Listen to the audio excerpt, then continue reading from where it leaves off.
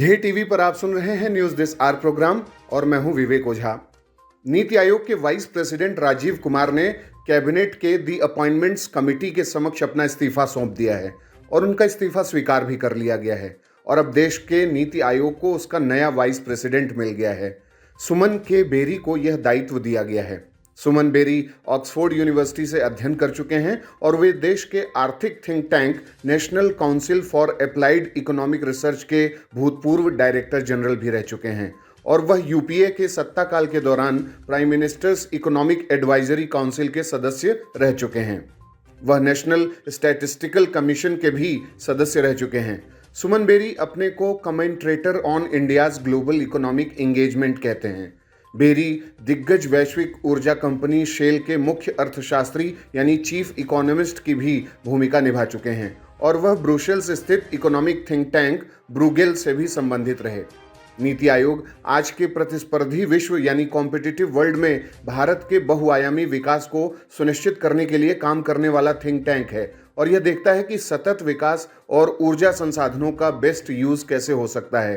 देश में निजीकरण, उदारीकरण को किस तरीके से बढ़ावा दिया जाए जिससे देश की आर्थिक प्रगति सुनिश्चित हो सके।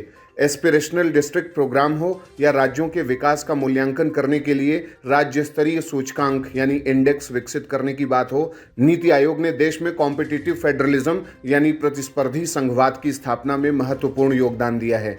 नीति आयोग द्वारा विकसित कुछ प्रमुख सूचकांक की बात करें तो school education quality index, state health index, composite water management index, sustainable development goals index, India innovation index और export competitiveness index NITI Aayog के द्वारा विकसित किया गया है, जिससे कि देश में प्रतिस्पर्धी विकास के लिए रास्ता और पृष्ठभूमि तैयार हो सके। हमारे देश के तमाम ऐसे सेक्टर्स हैं इकोनॉमी के और अलग अलग क्षेत्रों के जहां पर विकास के लिए तकनीकी प्रशिक्षण और विशेषज्ञता की ज़रूरत है, बहुत स्किल डेवलपमेंट की ज़रूरत है। तो नीति आयोग उन सब क्षेत्रों में काम करता है। जैसे हाल ही में अभी भारतीय प्रधानमंत्री ने ब्रिटेन के प्रधानमंत्री बोरिस जॉनसन को नेशनल हाइड्रोजन मिशन जो भारत का है उससे जोड़ने के लिए उनका स्वागत किया। ऐसे में नीति आयोग की भी भूमिका बढ़ जाती है।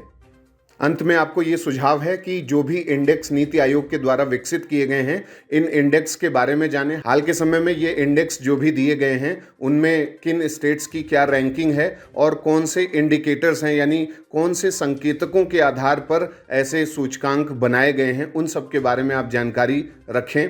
आपको ये जानकारी कैसी लगी आप हमें कमेंट बॉक्स में बताएं।